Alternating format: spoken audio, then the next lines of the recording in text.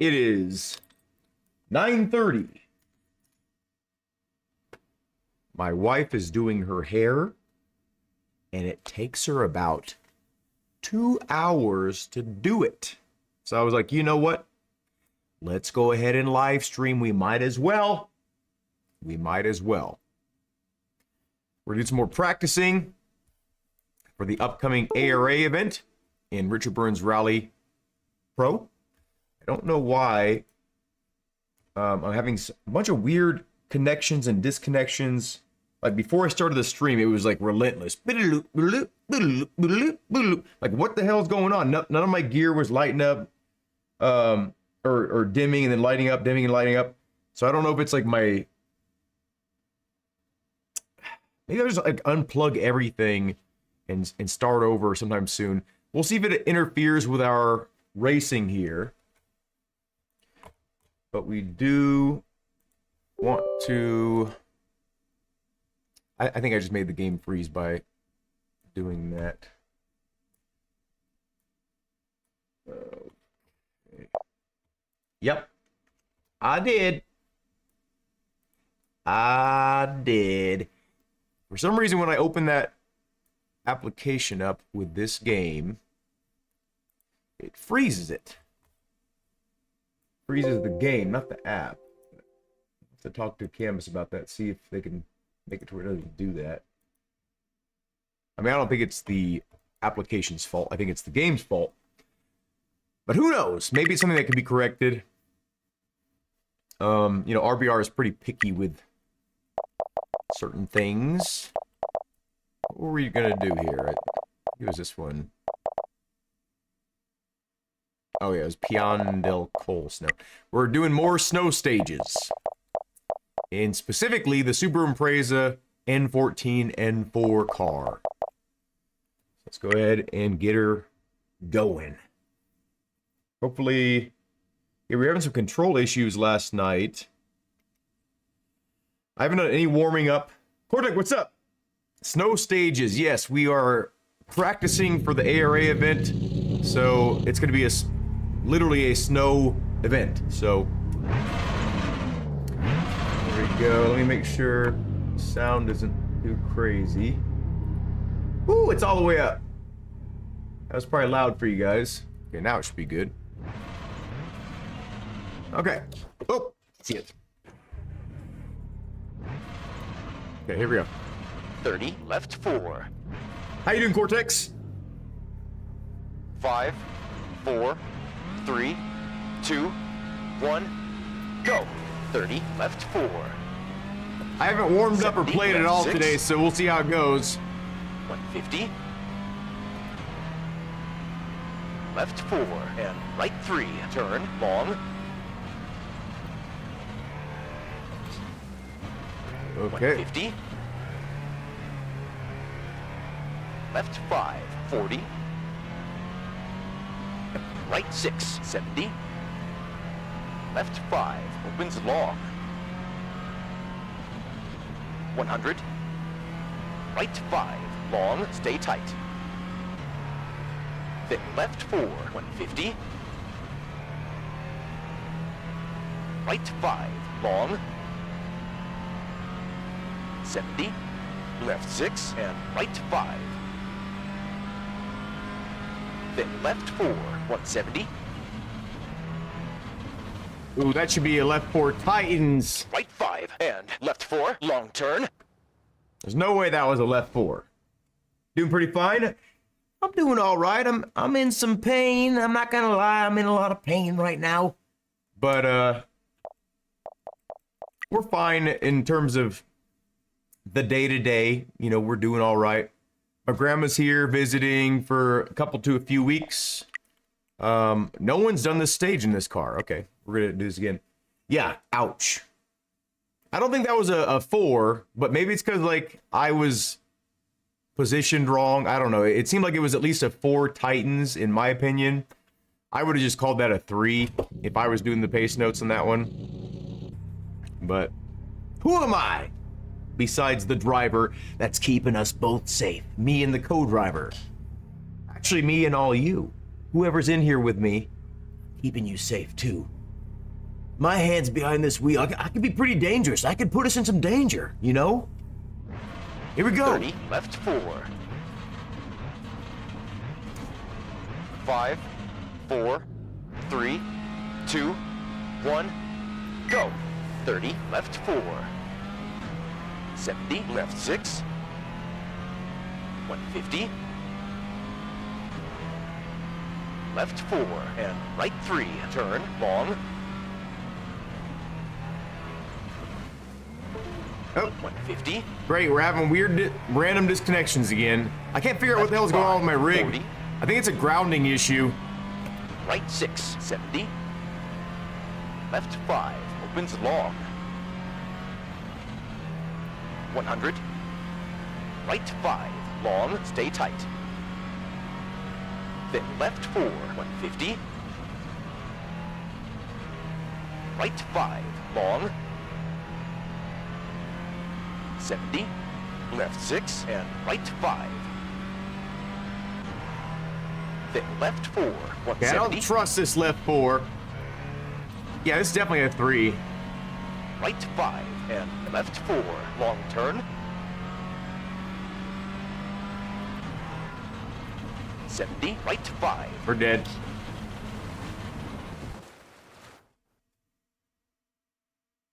That was my fault that time. It's my fault because I wasn't paying attention to the pace notes. I don't know what I was focused on, but it was something besides the pace notes. Ready to make history? Yeah, here we go. Look at this. If we can just make it through the stage just one time, we can get first place with this car. Can we do it? I guess I'm going to try to focus. My mind is definitely elsewhere right now. I'm starting pretty late. I'm not like super tired right now, but I am pretty tired and pretty sore. But those are just excuses. We're going to make it on this attempt, okay? This is the one. Okay. This is the one. Testing, what's up? Might be, Cortex. I have very much so stressed the importance of RBR working with Camus Gear, and that's why Camus Gear works with RBR natively now. It's because, you know, pretty much I told them, like, listen, RBR is like my main game. If your gear doesn't work with RBR, we're gonna have a problem. I didn't say it exactly like that, but I did stress it very much so, and they made it to where it works natively with this game. But 30, left 4. Okay, here we go. 5. But it could 4, be. You're right. Like there have 3, been some updates, 2, and maybe 1, something's interfering. Go. 30, left 4. Okay, let's try to make it through the stage this time. 150.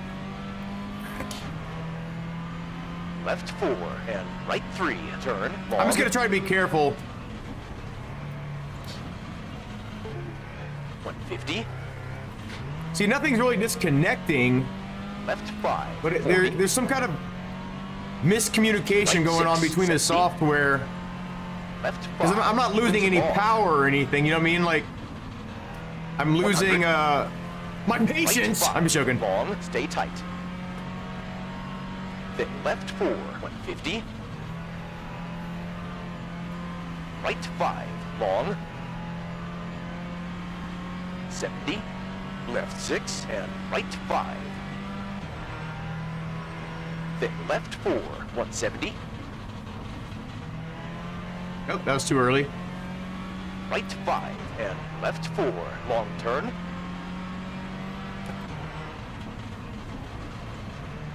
'70, right 5. So weird. 120. Some kind Right of 6, 100. it's got to be software related.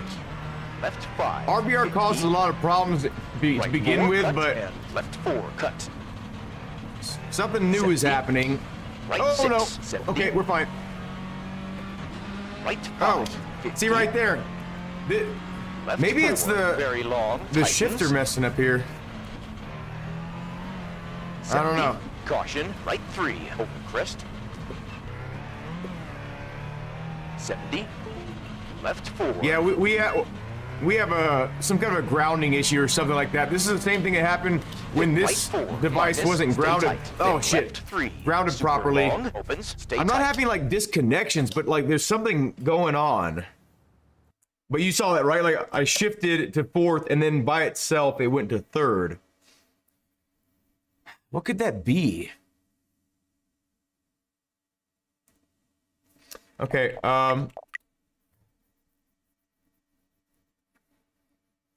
see, I'm wondering if it's just because, like, I'm on a carpet, and maybe, you know, like when static electricity builds up in your rig, and, maybe I should try grounding my entire rig.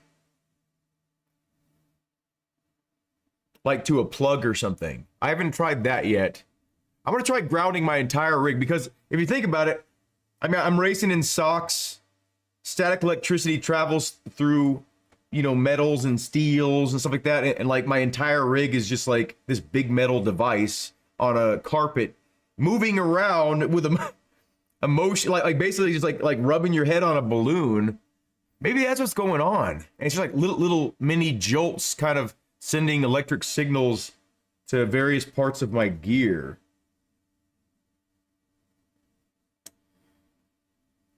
Maybe I'll try that. Cause yeah, like, although SimTools has been disconnecting sometimes too, but I think that's just a SimTools app that's disconnecting. Yeah, because it's not the actual gear, because the gear still is working. I can reconnect the SimTools, but SimTools has been no, because that would be software related, not anything to do with. Anyway. Actually, now that I think of it, I think this weird static thing happens when I'm running motion, because my rig is moving around on a carpet, and when I'm not, I don't think I have as many issues. So I wonder if it's like the motion creating static electricity. Jalen, what's up? Fanatic all the way. I've had a lot of problems with Fanatic gear, so, but I do like some of their stuff. It's got to be a grounding issue. You know, I was having a ton of shifter issues before I grounded this. Like it literally comes with a grounding wire, and you attach it to something close to it. And before, mine was just kind of like floating around there, and then as soon as I attached it to my rig with a screw, problems just disappeared. We're gonna try this again here. How you doing, Jalen? I haven't seen you in a while. My shoulder is like, just I mean, both of them are just like totally, they're gone. Sometimes I hate myself for what I've done to my body, but I don't regret the things I've done, but definitely would have, you know, could have avoided some injuries. That'd be cool. Could be the friction. I'm gonna do some research on grounding rigs, because I know people have these issues. I think if I was on cement, it wouldn't be as big of a problem, but because I'm running motion and things are kind of bouncing around sometimes I don't want it to be in the cement, just like digging a hole in the cement, you know, so that I need something soft between it. Maybe I could just, you know what I could do? Here's an idea. I could cut out some pieces of rubber, some really thick rubber, and then place my rig on rubber to isolate my rig. 5, 4. Okay, here we go. Nice!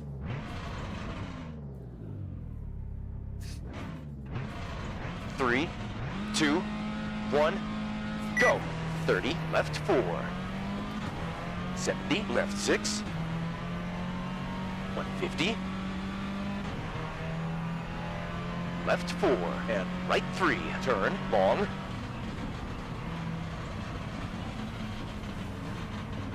150. Super bogged down. We're at that point like where there's no point in shifting down though.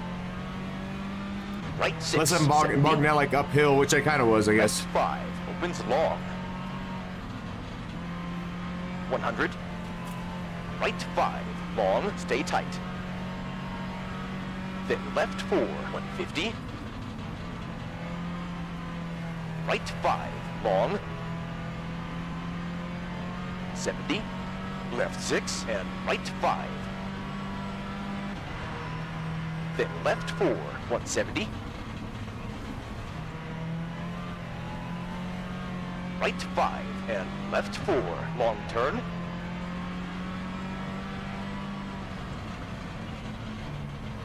Right 5. 120. Right 6, 100. So weird. Left 5, 50. Right 4, cut, and left 4, cut. 70. Right 6, 70. Right 5, 50. Left 4, very long, tightens. 70. Caution, right 3, over crest. 70. Left 4.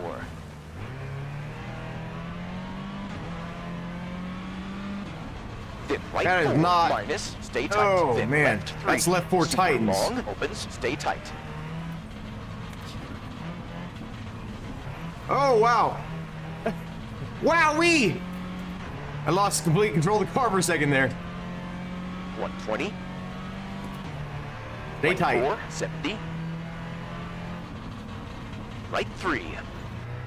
Be careful in these downhill sections here. Don't want to get Then going left too 3, fast. opens. 50. Left 5.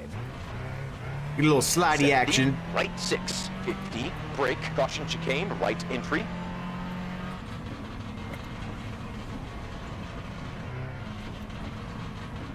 .220. Ooh, damn. Oh, there was quite a bit of the chicane. I thought it was just like one little chunk of the chicane. At zebra. Right 1. 150. Ooh. Oh, no. Right 6, long. 70. Right 5, don't cut. Then 5 left, don't cut. Then right 6, 170. Left 5. 120. At zebra, left 2. Then right 2. Ooh. 70. Left 6 and right 5. 50, left 5.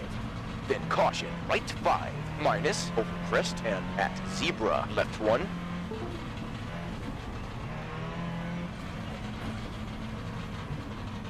120. Oh, longer one than I thought it would be. Right 3. And right 1, downhill. Then left 2. 50, right 4, don't cut. And left 5, and right 6. And left 5, and past billboard, left 1. 120. Right 2. 50, right 6. And left 6, 120. Caution, brake, chicane, left entry. 100. Right 6, 70. Left 5, 120. At zebra, left 3. Then right 4, double minus, finish.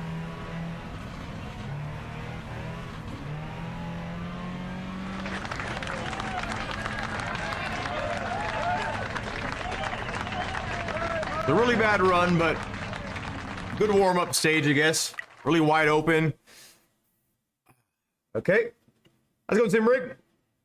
What's the most important settings to have on for drifting? Jalen, I'm sorry. I'm not a drifting person, but I think it would be like self-centering. I'm not sure. Thank you, Cortex. From Germany. What's up, Quick Draw? I don't know. Do you have any drifters in the house that could help him out? I'm not really a drift guy. Like I almost set up my stuff like anti-drift, if that makes sense. So we're just gonna do some more snow stages here. Gotta keep on getting a feel for this. I think this is was a cool stage. We'll set up the new wheelbase and wheel. There you go, man. Oh yeah, today was the day. You got the SimMagic Alpha, right? That's, what is it, like, is it 15 Newton meters? I can't remember. Or is it like 20 or something?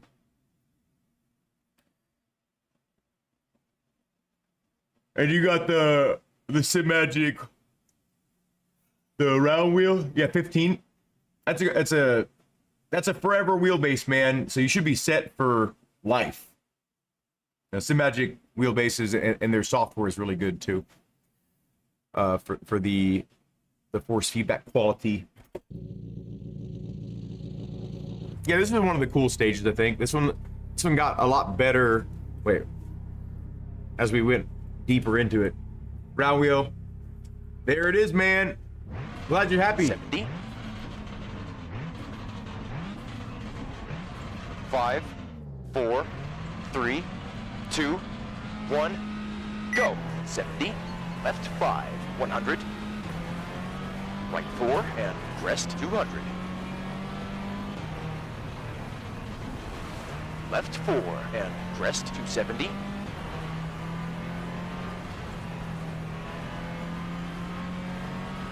Right 4, 100. Left 4, 200.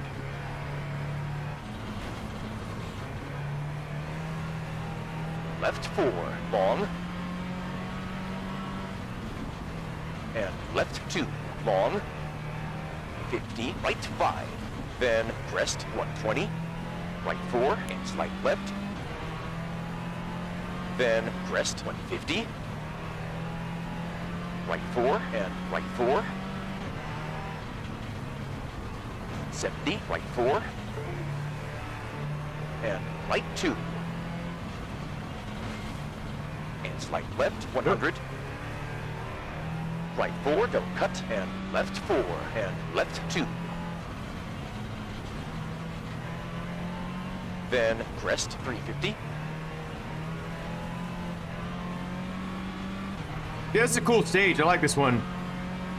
Left 2. Then left 1. 40, slight left 100. Right 4, 70, right 1.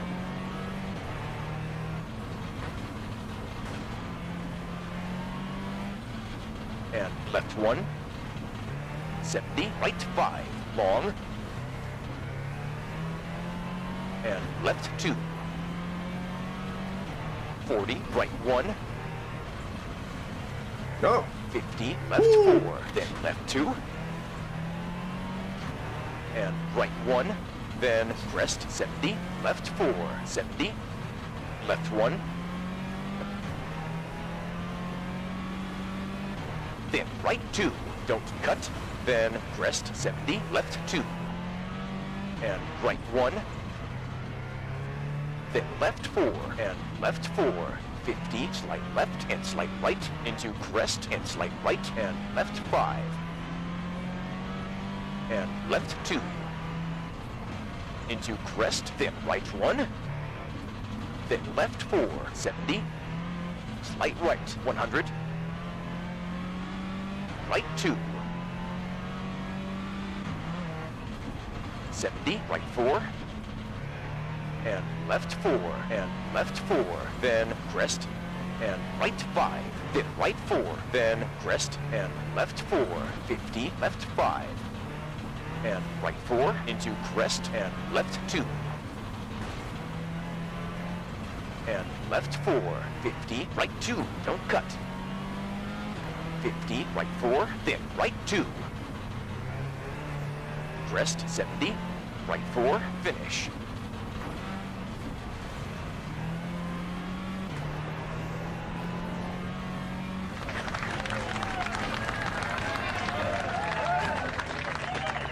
It's a fun stage.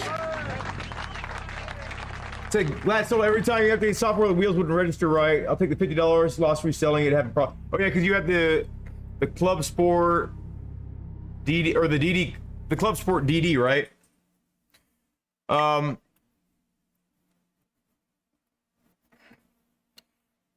Yeah, I think SimMagic has, I think overall, the highest quality feeling wheel that I've ever held in my hands was a SimMagic. What was it called? The I had a Fanatic Podium DD1, right? And then I got it with the combo with the F1 wheel because that was the only combo that they offered for PlayStation, right? Because I was a console gamer back then.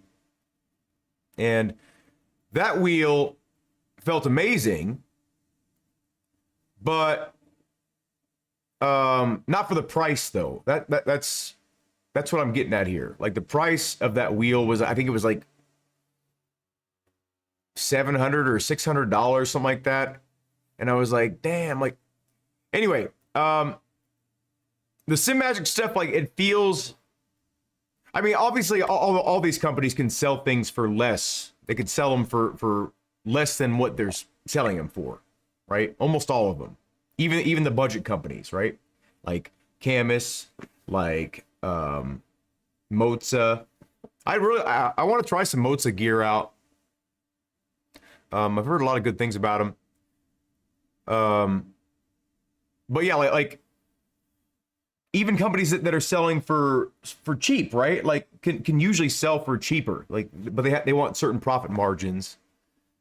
But in my opinion, Fanatic especially is kind of an overpriced company, and it's because they have a big name. They have a very recognizable name. It's what I've always said about Husingveld as well. Husingveld, you know, they have a well-respected name, which is good to have in the industry, but their stuff, even though it's super high quality, like this is, you know, this is a very high quality piece of gear, right? Lifetime, like it's a piece of gear that you could trust with your life. The only thing that could be a failure point on this thing is the cable and the load cell. That's it. Everything else is good for the lifetime of this device. But if you look how simple it is, the materials, they're good quality materials, but if you look how simple it is, they could sell this for cheaper, you know? And especially because, like, you know, when you buy that, you have to put it together yourself, and it's all fiddly and it's a pain in the ass. So what are you're paying for the design, and you're paying for, you know, research and development. I get that, but simple devices shouldn't be as much as they are, in my opinion. I don't know. From a consumer standpoint, I think most sim racing gear is too expensive for what it is, including all these wheelbases like that. You know, all these direct drive wheelbases. I have a DDWB over there, 15 Newton meters, right? If you think about it, what it is, it's just a big motor with a housing around it, right?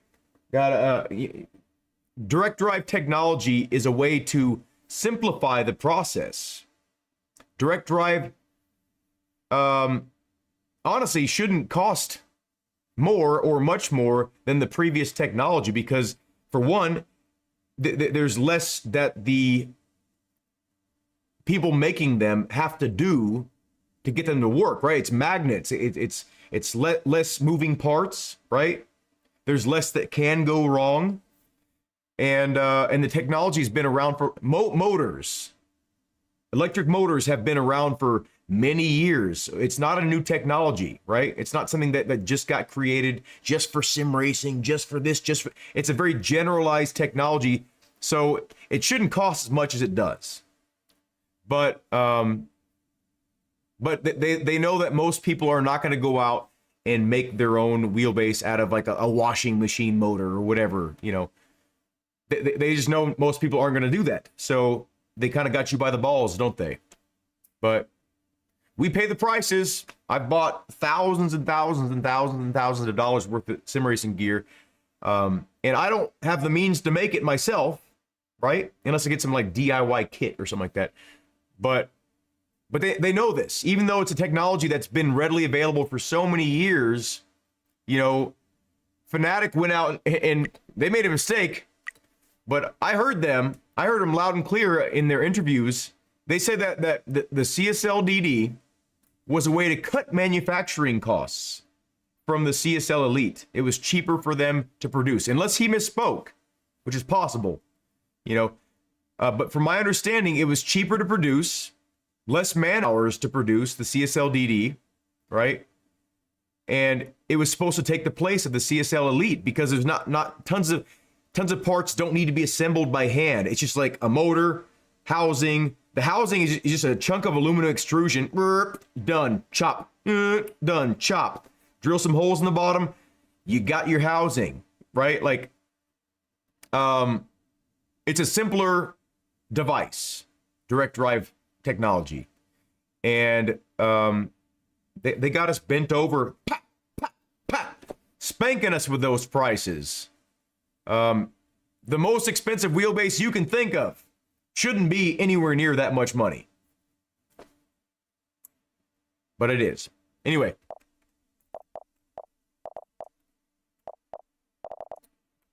let's do Torsby again. Not again, but here we go. Yeah, the 12 Newton meter. Cinemagic has a backlit RGB buttons. Yeah, those are really cool. We got 4 thumb encoders, 2 7-way. Oh, we got 2 7-way funky switches. Okay, cool. RGB, yeah, it does look really cool too. 330 millimeters. How do you like the 330 millimeters? I always feel like anything more than 320 or 300 is like too big for me. You walked out making money. There you go. Okay, here we go. 100. 5, 4, 3, 2, 1, go. You like the 330? Caution, left 3, over jump immediately, right 2. And crest, and left 4, over crest, oh, wow. immediately, crest 100. Left 5, minus, over jump 70. Right 4, then caution, left 2, over crest. And right 2, then 5, be really left, careful here. double crest. There you go. Then right 2, turn, rough. 100, twisty. Right 2, over crest, stay tight. 120, twisty. Left 4, and left 2, over crest. 70. Left 4, over oh, no. crest, into right 3, oh, no. opens. Guess I hit a rock, or this guy's shins are made out of, look at the sneaky guy hiding in the trees there. You know what that looks like in the trees? It looks like, the guy from, not iRobot, what is it? Yeah, iRobot, the guy with the big eyes. I need to talk to Carlo, because when I crash, sometimes I hear someone else's voice. Hey, we got someone to compete against in this one. Not many people compete in this car class, so I'm. It's kind of unfortunate because it's a really cool car class, in my opinion. Really, even, I don't know. It seems like the cars are competitive with each other. So the Club Sport Hub and QR2 to sell. You'll be able to make your money back off that. Fanatec stuff holds its value. Yeah. I know I hate on Fanatec a lot, and I always like to remind people that I do think that they make a lot of good products. They do. It's their customer service that is in my opinion the biggest problem. And because like you said, every company has problems. It's how they deal with the problems, how they work with the customer, right? If for instance, because I've had 2 wheelbases of Fanatec's brake, right? And their policy is you have to ship their stuff back to them to basically see if you're lying or not first before they're gonna do anything for you. And most of the time they're just gonna fix that, take like 2 or 3 months to fix it, and then ship it back to you, right? What do you do in the meantime? You have no wheelbase. You have to buy it. The reason I bought a DD1 wheelbase is because my CSL Elite wheelbase broke. 5, 4, within 3 months of me owning it, brand new. So they make you wait instead of just saying, okay, their unit doesn't work, ship them a new one, we'll fix this one and sell it at a discount. Go. 100. You get my point, right? Caution, left 3, over jump immediately. A lot of other right companies 2. would just immediately send you another And wheelbase, left and if you don't left send them the 4, other one, rest they'll just charge your immediately, card rest 100. for the new one if you don't send the other one back. 5, Like, that's the way to do minus, business. Jump 70. Make it to where, like, they don't have to, Right 4, then caution. the customer, left 2, like when you get rest, a brand new piece of gear and it breaks, what do you have? Like, and they have right your 2, money, then 5 left, and then over you don't double have a crest. working product, right? Then right 2, turn, And rough. there's like no communication too. Like, it's just like 100, twisty. you have no idea if you're being helped or if Right anyone 2, has even heard rest, you Stay tight. say like, hey, I got a problem, like my stuff's 120 broken. twisty. There's no one, there's nothing, and then they contact you like Left a month 4, later and sometimes, left 2, so, or sometimes it's like 2 weeks, maybe even 1 week, but even that's too long. Left 4, over crest into right 3, opens. Anyway, I don't want to get into a rant. I get like my blood 70, pressure gets twisty. all high when I talk about Fnatic, but Left 2, immediately, right 2, over jump, keep right. 120. the people over that double like crest. Fnatic as a company are the people that Left 2, haven't been crest. unlucky enough to have their products go bad. And there are a lot of people that Left don't have over any small problems with crest, Fnatic gear, immediately, right 3, but I'm one of the crest. ones that had like And caution, numerous left 3, over problems crest, with immediately, Fnatic right stuff, 1, and I was very and left 4, Titans 2. oh Jesus, I was very ill taken care of. I don't know what Left a better 6, term for over that. Bridge, 120, Um, twisty. I was accused of Left breaking 5, things like on 100, purpose, twisty. basically.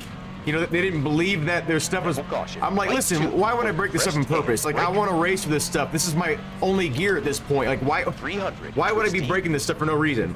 Oh Jesus. I'm not paying any attention to the pace notes. I'm just kind of like rambling. Anyway, Right 5, over crest, long, 350, twisty.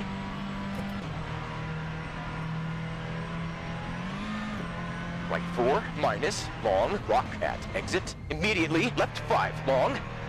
Immediately, right 5, 370, twisty, over multiple crest.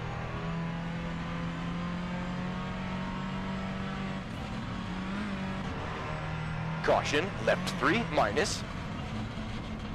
70, right 4, very long.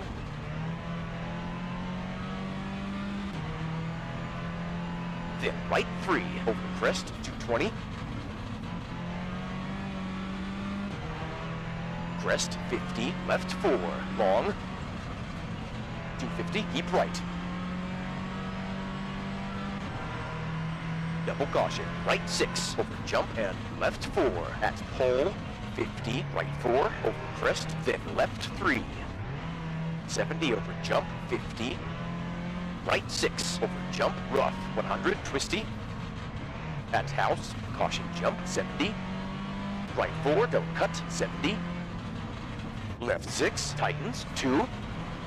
oh no. 100, Okay. twisty, keep middle. Right 5, over jump, 70. Left 3, over crest, I can't believe I'm beating this guy 100. after Right 3 crashing long. twice into the snowbanks. I thought for 40, sure it'd be left no 3, matter what. stay It, tight. 170. not winning against this one guy. I mean, look at it. Look how bad I'm doing here. Right 3, over crest, Should have stayed in third for that. and caution. Right 4, over jump, 70. Right 6, then crest, right 4. Immediately, slight left, immediately, right 5, 150. Left 3, long, over double crest. 50, triple caution, right 5. Behind crest, immediately, left 3, into right 2, opens 3. 50, caution, left 1, stay tight. 170. Oh shit.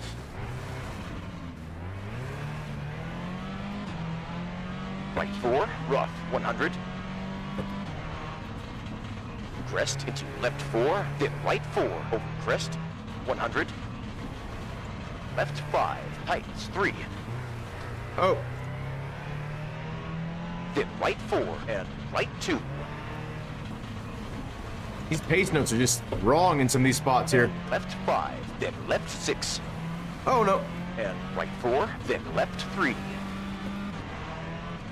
50, right 3, over Whoa, jump. that wasn't a fucking 4. How was that a right 4? That was like a caution right 2 or something. Okay. Or right 3 Left 3, Titans or 100, something. twisty, right 4, tightens 3, over jump, keep middle. 100. Left 4, tightens 2, turn. Then left 3.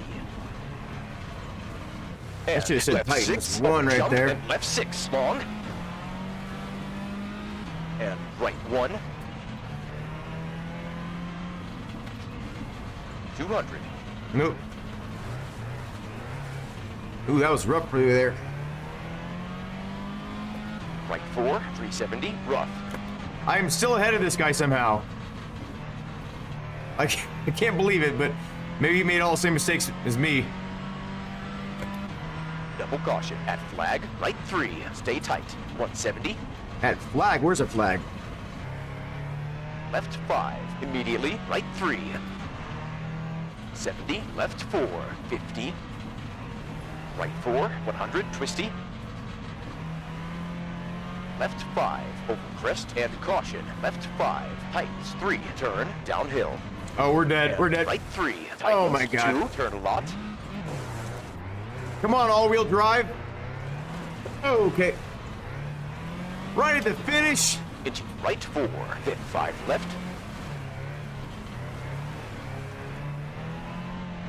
If I still won this guy, I still won. Oh my God. He must have made all the same mistakes I did. That's funny. Yeah, yeah. Yeah.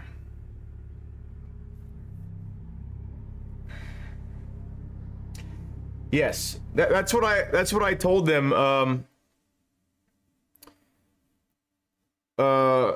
When I was a Fanatic customer, I had to reach out to them several times for different products failing, and I reminded them. I'm like, listen, guys, I like your stuff, but the fact that I've had a handbrake fail, a shifter fail, a wheelbase fail, pedals fail, podium paddle shifters fail.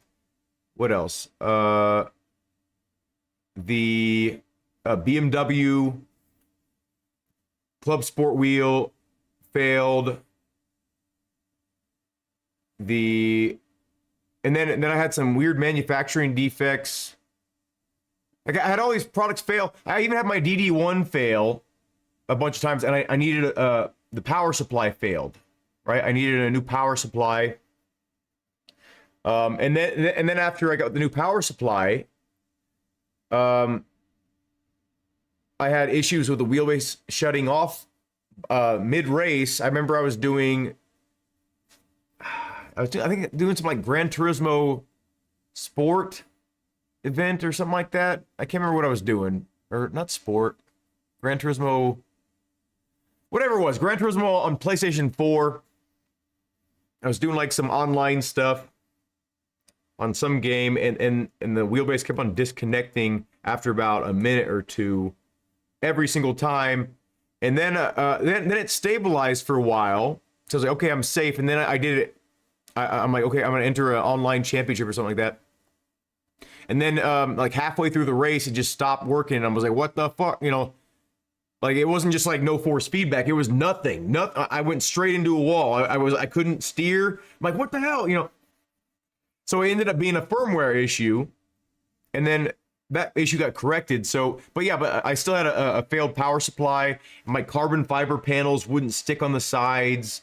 Like they were all like warped and weird. This is a brand new product, by the way. This is I paid $1,800 for this, right? So I expected it to be perfect, and it had all these weird manufacturing defects. And I'm like, you know, after the power supply got replaced and the firmware got updated to a point to where it was stable, it didn't give me any more problems.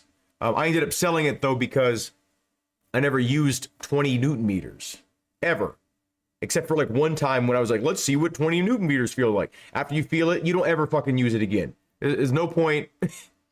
Okay. There's people that have like these like 35, 40 or whatever Newton meter wheelbases. Why? I mean, it's cool. It's cool in your head to have that extra headroom, but you don't need it. You don't need it. Like it's overkill. It's like super overkill. But for most cars, I'm sure like someone's gonna argue with me like, well, what about Indy cars? It's like, okay, well, if you race Indy racing, sure, go ahead, get a 80 Newton meter wheelbase and have it rip your arms off. Anyway. Yeah, so I contacted them. I was like, listen, guys, I have spent, I think like $3,000 or $4,000, something crazy. I can't remember what I added up to. It was at least $3,000 at this point. I've spent like $3,000 something with you guys, and you guys are treating me like I'm a piece of shit. Like I'm your customer. I'm a pre-existing customer, and you guys are not taking care of me. You're not. I'm like, most of these products when they were failing on me are like 3 months old. Keep in mind, so that they're within the warranty period, right? And they're making me wait. I'm like, can you please ship me a new item while you guys are dicking around or whatever with you know, they're like, sorry, that's not our policy. I'm like, so you have my money. I got to use or basically rent this product for like 3 months. And then now you have my product back in your hands with my money. What am I going to do? I'm like, how many weeks is it going to take? Oh, well, we don't know yet. We don't know the problem. I'm like, okay. What? Like, you don't know how to fix your own products for one? Two, like, what is the turnaround time here? And they're like, well, it could take up to a month, 2 months. It's like, you know, 3 months in special circumstances. I'm like, so I just gave you my money. You have my product that I paid for. What do I do if it takes 2 or 3 months? And they're like, oh, well, we're sorry. I'm like, can't you just send me a replacement unit and then you guys eat the cost, because it's not my fault that your stuff is failing. It's your fault. I'm getting mad. I was just treated so poorly. And the only reason they started backtracking is because I made a video calling them out on their bad customer service. And then I made a video specifically about the shifter of theirs. It was a brand new Club Sport H pattern shifter / sequential, right? And the sequential spring broke. What is that, like a 3-cent part, right? So I'm like, I bought this shifter, you know, can you guys send me a new spring? I'll install it myself, don't worry, right?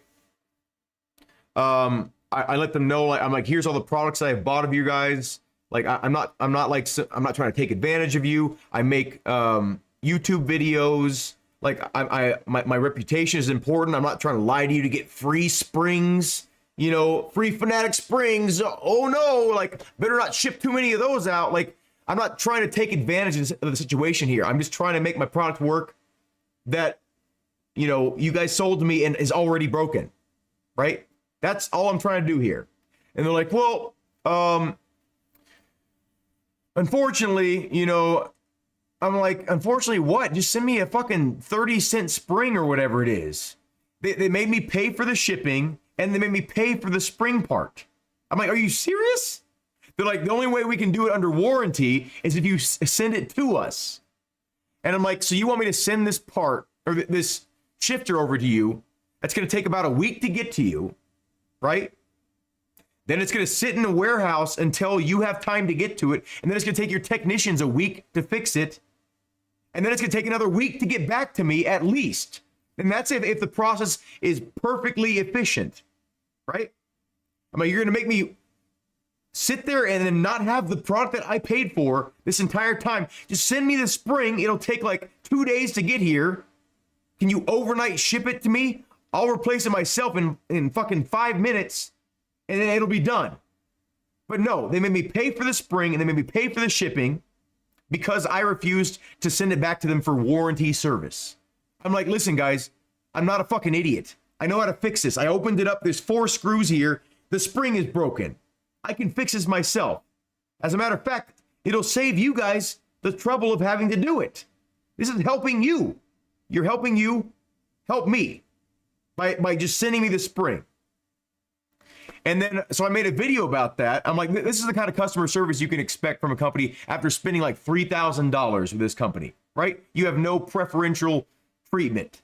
You know, you have no seniority within the company. It doesn't matter how much you spend with them, right? And the CEO of Fanatic started doing damage control on my videos, right? Saying that's not how that went. I'm like, yeah, why would I lie about that?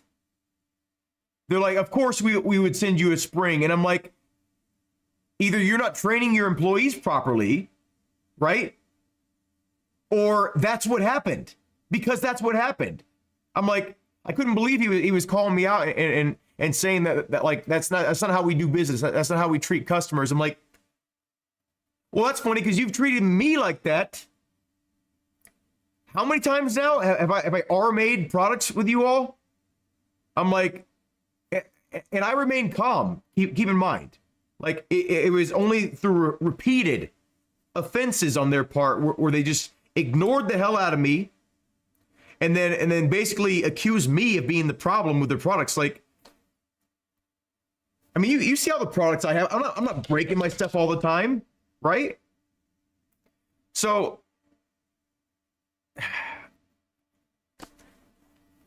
oh my gosh. And the CEO also, like, that put me on the radar, on the Fanatic radar. So the CEO and then other Fanatic employees started like monitoring my videos when I would release Fanatic videos. I released one about the CSL-DD. I like the CSL-DD. I thought it was a really cool product when it came out. I thought it was an appropriately, well, I never thought it was an appropriately priced product, but compared to everything else on the market, it was fair pricing. Even though I know that it should have been cheaper. It should have been about $200 or $300 for the CSL-DD, right? And they probably still could have profited. But I praised the product. But what I didn't praise about it is the fact that they had this laptop power supply, and they sold it for like, I think $150 or something like that, for the power supply that they included with the CSL Elite. All they did was change the connector end to make it to where the secondhand market of the CSL Elite power supplies could not be sold for the CSL-DD. Like, how shady is that? They changed the power supply for the CSL-DD, intentionally lowering the power of the unit. Intentionally. They designed it to have a certain level of output, and they dumbed it down and then pretended like they're doing you a favor by, oh, this is the cheaper version. No, it's not. How much does it cost for that power supply? I looked it up. All the components, it costed like $8 or $10 for that power supply, and they're selling it for $150, right? There was DIY power supplies that my friends were making and selling them for like $20, right? Something like that. And that's shady business, to intentionally dumb down your product to make it to where there's an upgrade path. Fuck that. That's made up. There's no upgrade path. All that shit is made up. Don't fall for upgrade paths with any company. Stim Magic, Camus, doesn't matter what fucking company it is. There is no upgrade path. There's the product that you can afford, and then you use it until you're not happy with it or it breaks. You're not upgrading, really. It's, you know what I mean? Like, okay. Companies like Fanatic, all companies really, no company is safe from this mentality of, my belief is with direct drive technology specifically, the companies have realized, oh, this is a technology that's probably going to last a lifetime. We need to influence people to think that they need more power, right? Because 5 Newton meters is enough for most people, I think. Maybe even less. You know, some people are happy with around 3 Newton meters, right? You need to be able to feel the car, right? But past a certain point, it's the point of diminishing returns. We've all talked about this, right? I think like 8 Newton meters is a good sweet spot. 5 Newton meters is a good sweet spot. 10 Newton meters is a great sweet spot. I mean, it depends on the type of racing you do, first of all. Like, I do rally racing, right? I don't even use 8 Newton meters, right? 8 Newton meters for rally racing is too much. You don't want to fight the car. You know, you don't want to fight the car. You want the car to do what you want it to do. You don't want to be fighting the car. People have this misconception of the more force feedback, the better you drive. That's not always true. You know, for circuit racing, I think it's more beneficial than for like rally stuff or off-road racing, because you're having to do less corrections, right? In rally, you're always correcting. You don't want to be like tired at the end of the stage. You want to be able to have the endurance, right? But yeah, there's a reason why power steering exists. Power steering exists because as technology gets advanced, things get easier, right? And we found a good sweet spot, right? To where we can feel the car, and it's not so much that's ripping our arms off anymore, right? So as long as you're doing your part as the driver, and you're not pushing the car past its limits to where you're crashing and you're ruining the steering of the car, or the power steering goes out, and you're within the normal range of the operation of the vehicle, you don't really need to go above a certain level to feel the car.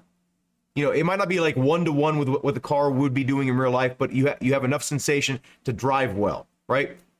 I'm just saying, like there's a point. Like 30 Newton meters, dumb. That's dangerous. It's a dangerous amount. Like, if you're running 30 Newton meters of torque, I mean, you can seriously hurt yourself with that. Like, I think 15 Newton meters is a substantial amount. You can hurt yourself with that. 8 Newton meters. My dad has hurt himself on 8 Newton meters. It can catch you off guard if you're running at full strength, you know? But yeah, so companies are recognizing, oh, our wheelbases aren't going to break for pretty much the lifetime of, as long as this person wants this, it's going to last. The technology is solid, right? There's no really wear parts besides like bearings, stuff, you know, like encoders maybe, I don't know, like the sensors could maybe wear out.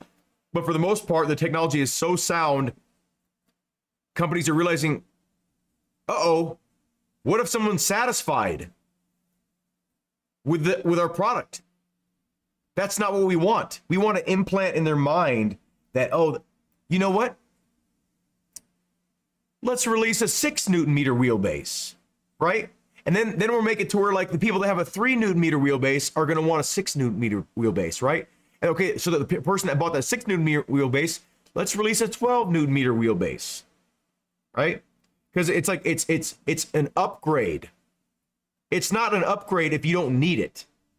That's like saying a Ferrari is an upgrade to a Honda Civic when you drive it to work. No, it's going to cost more in fuel. It's going to cost more in parts. If all you're doing is this one task, getting to and from work, that's diminishing returns. You might look cooler going to work. You might get people that are jealous, but it's diminishing returns. It's a fake, it's an illusion that these companies have created, a system that they've created because they know once you hit a certain level of torque and you're happy with that, what's left? What's left to make you feel like what you have is inadequate? Numbers. This one's 20 Newton meters. This one's 25 Newton meters. Who cares? I didn't use 20 Newton meters. Why do I need 25 Newton meters? But this one's 30 Newton meters. Why do I need that when I use 8? Think about it. I'm guilty of it, right? I went from I think a 2 or 3 Newton meter wheelbase to a 5 Newton meter wheelbase, or it was like a 4.5 with the CSL Elite. And then I was like, you know what? Let's go all out. 20 Newton meters, baby. Then I got that. And that's when I started realizing those numbers mean nothing. It's cool. And it's nice to have the headroom so you can replicate more mechanical failures or more cars overall, right? Like without power steering. But for the most part, I never even went above like 10 Newton meters, 12 Newton meters, I think, maybe peak, right? Anyway, that's it.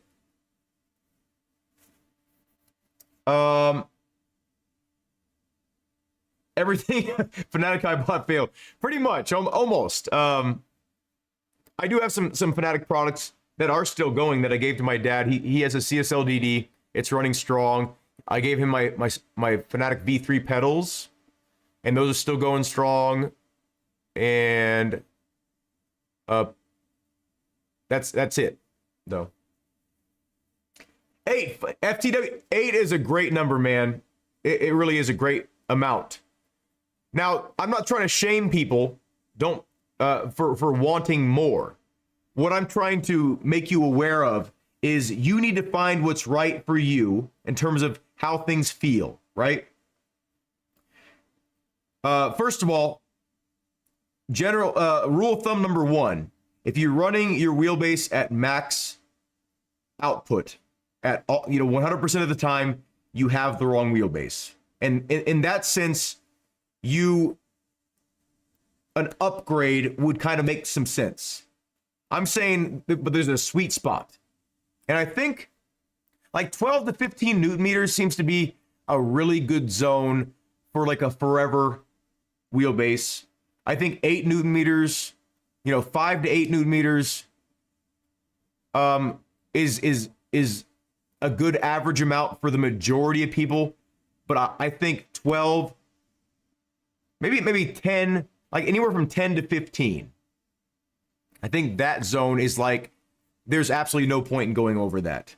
Like, have you felt 15 Newton meters at full force? It is totally impractical to drive like that unless the car you're driving demands that of you, right? If you're driving a modern car, for the most part, you're not going to be driving with anywhere near that much force. It's actually a hindrance to your driving ability when you're having to fight the car like that. And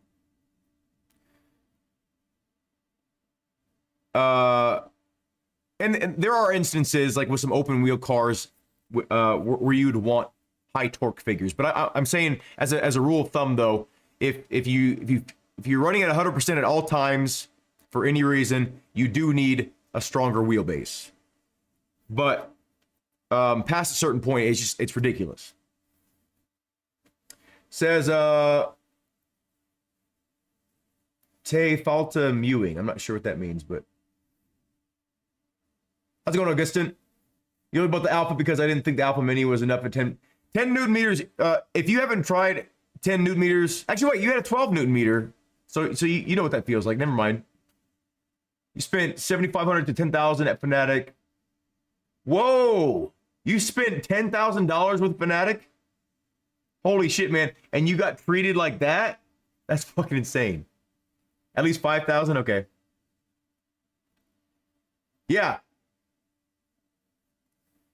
Cam Streets to be good. Yes. I would not stand behind Canvas if they didn't do right customer service. Like when they reached out to me for help in terms of like breaking into the American market, I told them, I was like, under no circumstances should the customer ever feel like taken advantage of or like shorted, right? Like if something goes wrong, by all means, you guys need to take care of that customer. Make them feel like, for one, you care, because you should, because they're giving you money. You should care about them at least a little bit, right? But yeah, like, so if someone has a problem, Canvas they will ship you a new one, right? they're gonna want theirs back, but they're gonna ship you a new one first, right? Unless like some weird situation happens, but they're pretty good about it. Like they are based in China, right? So the communication, there's a bit of a communication barrier, and there's time differences. And right now they're on Chinese New Year, and I don't know why the entire fucking country shuts down like for 2 or 3 weeks. It's such a stupid system, but it works for them. China is a growing country, right? Like they're doing things right in some ways, right? Like they got something going on good. Like China is a fast growing country. But says your WC Club round 2 is live. Oh damn, it is. Okay, Cole, you love Fnatic CSLDD on Xbox. Yeah, the CSLDD is a great product. It really is. I think it's a bit overpriced, and the quick release system is not good in my opinion, but it's a great product. I agree. You don't have more than 15 Newton meters at a SimuCube Sport, 17 Newton meters, and never went over 12. There you go, man. All plays rally games, 5 Newton meters, playing for me. There you go. I would say at any one point, I have about 4 to 5 Newton meters of force, regardless of whatever wheelbase I'm using, 15 Newton meter, 20 Newton meter, whatever. And then like at most, maybe like 10 or 12 or something like that for peak numbers, like when something goes wrong or something like that. Says, I was thinking about getting the upgrade to 8 Newton meter, to be honest. Oh, it's only $50. Wait, what's only $50? Did they change the pricing finally? Cole. Specifically, $50 for the 5 to 8 Newton meter power supplies. Is that what you're talking about? Because that used to be like $150. Have they smartened up and realized like people are catching on to their ways? Because $50, I mean, it's still too much for a laptop power supply, but you kind of stuck in the ecosystem, so you're kind of forced to buy their stuff. But for $50, that's not bad. Load cell brake pedal first, yeah. It fails when you donate. Are you using PayPal? TR33? Is RBR base game not on Xbox? RBR base game is on the original Xbox, yes. Not on Xbox 360 or anything. Console support, yes. Okay, so yeah, to clarify for people, I agree with that. Fnatic, and I've said this a million times, Fnatic, in my opinion, is the best company for console support. And like, so if you're on Xbox or PlayStation and you're not ever going to go onto PC, like ever, like you hate PC and there's no reason for you to ever go over there, Fnatic is your best bet. Fnatic has the best amount of products available, and they have the highest quality stuff as well. You're going to pay for it, but so are you with Thrustmaster and Logitech, and their higher end offerings are way too much money. Yes, as Xbox players, by far the best option. Yes. There's an Amazon one for $50. Okay, so it's an aftermarket supply. Yeah, go for it. I do think that Fnatic, if they know about it, it'll void your warranty, right? But goes to last step, then fails. Huh. That's really weird, because are you in a different country? I'm wondering if what got me on this rant? I'm so sorry, everybody. I get in these rants and I'm just like it's all I can think about for the moment. TR33, email me. I'm gonna help you out here. Email me at this email address. Email me at that email address, and I'll connect you with the developer of the mod, and he'll make sure and get you squared away. And he'll definitely appreciate that you've been trying to donate and stuff too. Because contrary to popular belief, Carlo is a good guy and he's not stealing. I've heard it from all angles and stuff like that, and I've heard so many horror stories. And then when I hear the explanation, I'm like, well, that makes sense. Like you guys are hating on this guy because of your belief system or whatever. But have you heard the other side of this? Like have you heard Carlo's reasonings and stuff like that? Like, anyway, Generations, in my opinion, Cole. Generations, I think it is the better game. WC10 feels a little bit more arcadey, in my opinion. Generations not perfect though. Generations is kind of a wonky game, too. But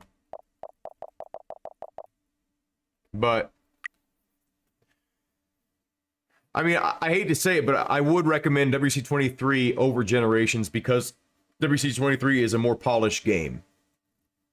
And even though there's kind of more arcadey aspects, in my opinion, in my experience, I have people that disagree with me, and that's fine. But there's more of an arcadey feel to WC23, in my opinion, compared to Generations. But it is the more polished game. It's the more playable of those two games. 100. But yeah, of 10 or Generations, definitely Generations. 5, 4, 3, 2, 1, go. 100, left 3, cut. Then right 5, tightens 4, short. Then left 3, over crest. Into left 2. Immediately, right 2, over crest, don't cut. Immediately, left 1, over crest, stay tight. And right 2, immediately, left 2. Oh, shit. Okay, we're good. Oh, no, we're not. I know that was a snow pile. That was a rock. I lost control of the car, as you saw. Oh, you're welcome, man. I think I do need to... I need to revisit Generations now that some more mods have come out. I had a friend on here actually make some mods for Generations. Obviously, it's not going to help you out on console, but it's 1 a.m. there. It's 10:47 here. I'm gonna head in soon, like maybe 2 or 3 more stages. But Cole, okay, Cole, have you seen my video? Generations it has mods, yeah. It's 12:47. Dang, you guys are all like way ahead of me. You're in the future. Let me show you. Just in case you haven't seen the video, you can tell me real quick if you have. You know, stop me if you have. But before you buy an old PC, buy one of these and have a modern experience and have something that you can is more flexible. Right? More flexible, more usable. And some of you probably know where I'm going with this. Right here. This device right here has been amazing. You all ready for what's in this box? The concept, the product, everything. So this is a portable Windows 1047 machine by ARA. I don't know how to pronounce it. Maybe it's something else how to pronounce it, but I've been waiting for this for a good long while. This is going to allow you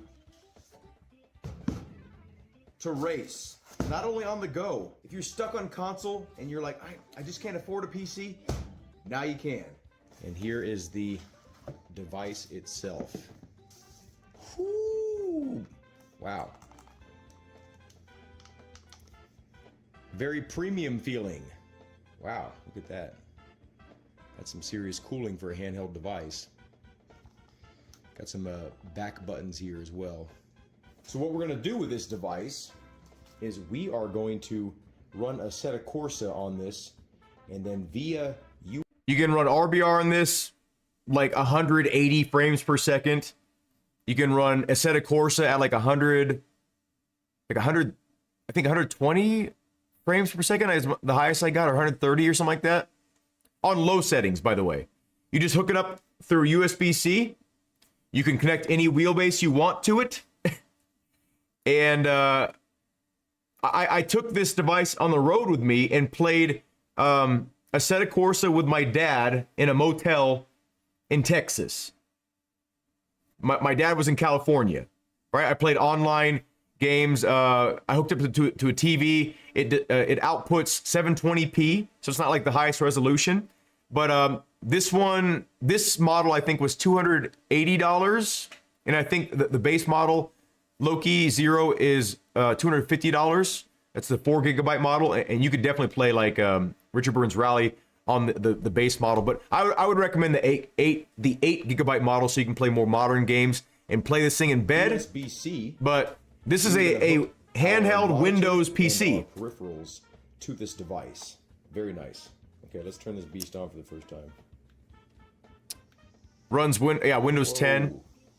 I feel the suction. Wow, this thing's cool. Hopefully this thing can run like some pretty serious emulation too. I also play GameCube games on this, the PlayStation 2 games on this. I play Resident Evil 8 with on this Star Wars Rogue Leader on this device. Assetto Corsa. Anyway, let me skip ahead here. 4K 60 frames per second performance, a single USB connection, and we're going to use this to connect this wheelbase. And You pedals. can see this. We got the pedals. So we're using canvas. This is. But we are racing with 10 cars on the course. You know, AI on the Nordschleife. Now I'm not saying go run out and sell your PS5. The table was so wobbly. Look at it. I can barely hold the wheel straight. If you're trying to break into the Windows scene for sim racing, you could buy this. You could do some emulation on the side. You know, play some PlayStation 2 emulation. We do see some slowdown. Like this is not like. Now the slowdown was I ended up tuning this out, and if you run Assetto Corsa with Content Manager, you get even more frames per second. Content Manager for some reason runs Assetto Corsa better. I was running the base version off of Steam on this. If you run it in Content Manager, like it's even smoother, and you can have a bit better graphics too. Because I don't know, it's just better optimized, I guess, or something. But the game runs better in Content Manager. Yeah, so it's called the AYN Loki Zero. Get the 8 GB model. I don't know what price it is now. It might be more expensive now. I'm not sure. But yeah, it's amazing, and you don't need to like. You don't need to, build some custom PC to play Assetto Corsa. Like everyone thinks like you gotta have some monster PC to sim race, and it's like no, you don't. You can just have like a Assetto Corsa, iRacing, Richard Burns Rally Pro, R Factor. All those games are old ass games. Like they're old games. Of course they're gonna run on some modest systems. I mean, to get the graphics performance out of like when people are like doing like the photoreal graphics, like in the mods, of course you need a high quality PC for that, but don't let that mislead you into thinking you can't play the game and enjoy the game at lower graphic settings, because you can. It's very playable still. Yeah, AC runs on Potato. Yeah, Content Manager, definitely get Content Manager is free too. It's free. So there's no reason not to download Content Manager if you have Assetto Corsa. You can pay for a version and get more features and things like that, but Content Manager itself is free to get like a lot of the enhancements. Yeah, so the video is called Insane Travel Sim Racing Setup. I have another video about the same device on my Sleepy Pants channel. It's like where is it? It was a really short kind of like reminder that, hey, like this shit's awesome. I'm having a ton of fun playing this with my dad on the road. Like, this is cool. Where is it? It was this one. We're excited to share something new at B&H. Whether you're in New York City, Shut up.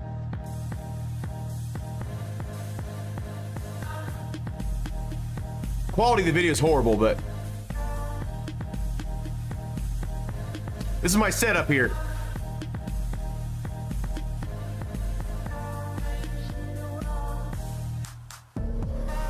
Playing some RBR.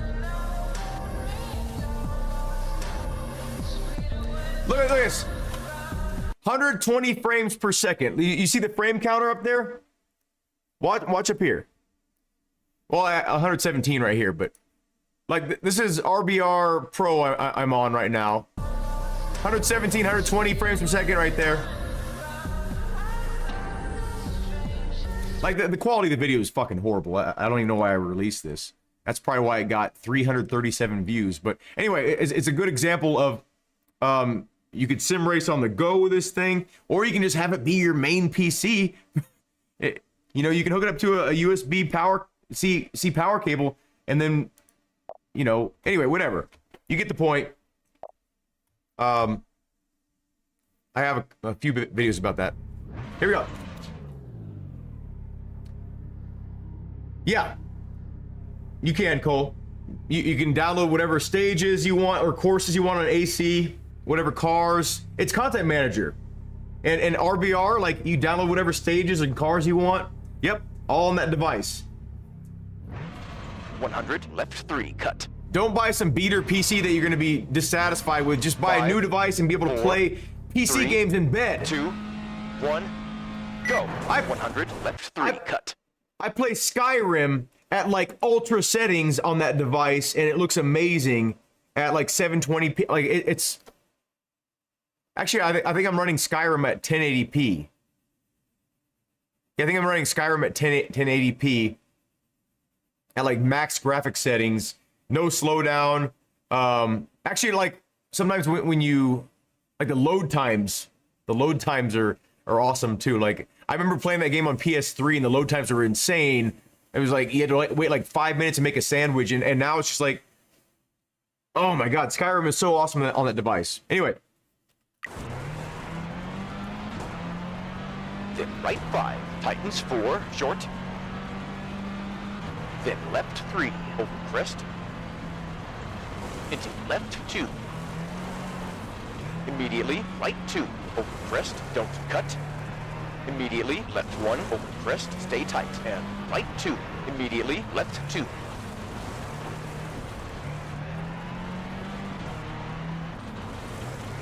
Then right 1, don't cut. Oh. And left 5, tightens 3, over jump. Immediately right 3, 50. Left 1, over crest, 50. Left 5, cut, then right 3, minus. And left 1.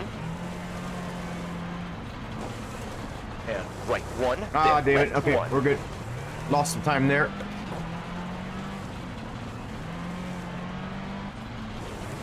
And right 3. And right 2, tightens 1. Then left 2, minus. And left 4, cut, 50. Right 1, stay tight, opens 5, long, over bump, and right 3, minus.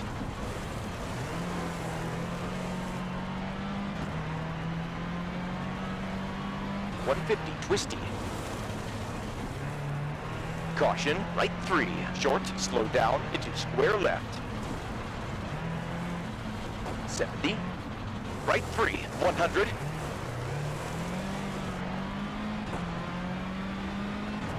Slight left, 100. Left 5, long, caution, tightens 1. Or is it Titan? 120. Yeah.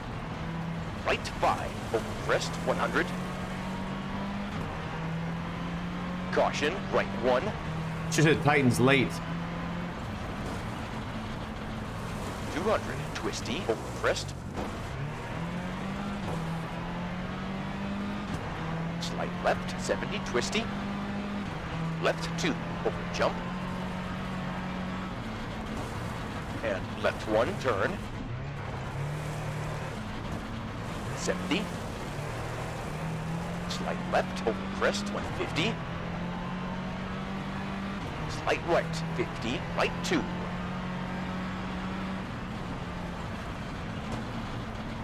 Immediately right 6. Tightens 5 over crest 100. Twisty. Right 2.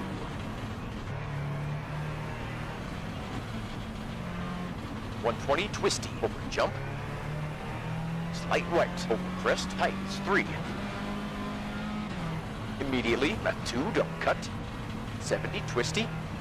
Right 3 minus. Oh shit. Okay, we got away with that somehow. Then right 6.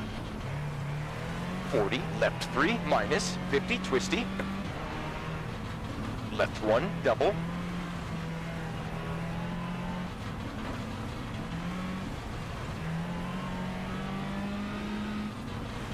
$200. Left 5 minus over jump 170. Jump keep middle crest 250.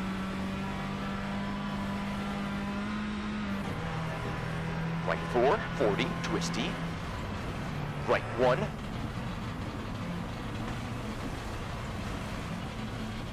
Then right 4 270 twisty.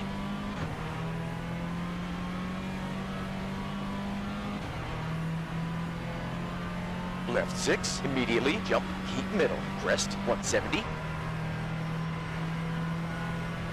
Left 4, 100.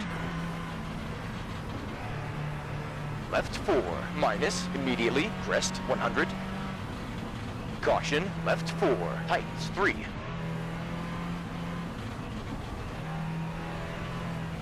$100. Left 5, 100. Left 5, then crest immediately, slight right. How long is his left turn? 50 twisty, slow down, left 2, minus, opens 4. Oh shit. Okay, we're good. We're still Immediately, taking a left. Crest 70, left 5, over crest 100. How is it twisty. possible we're still taking a left? We've Left gone around the 4, world like long. 3 times by now. Immediately, crest immediately, left 3. How are we still taking a left? This Immediately, doesn't make any left 4, sense. Tightens 2, It's like a spiral. 70 twisty, left 3, 50. We are still taking a left. Right 2, short immediately, left 1. That was the longest left-hand turn I've ever seen in my life. Yeah, man. Yeah, it's an oval track. Jesus. Yeah, you can mod Skyrim on that device too, by the way, Shish Kebab. Get Pokemon and yeah, I was playing Zelda Twilight Princess on it. Runs flawless. You can upscale the hell out of it on that device. Like the Loki Zero, it's on the lower end of the spectrum in terms of power, in terms of PC handhelds, but compared to like the Android handhelds, it's like way more powerful than most of them. Okay, what time is it? Okay, 11 o'clock. We got a little bit more time here. I'm waiting for my wife to finish drying her hair. So we'll do like 2 more stages maybe. We're just trying to do as many snow stages before the ARA event. Because I don't know what kind of stages they're gonna throw in there. Let's do. Did we already do this one? No, yeah, we did. Let's try this one. Oh, the name of it, Cole, is called, the name of that video is called... I need to rename that video, probably, because maybe that's why it didn't do well.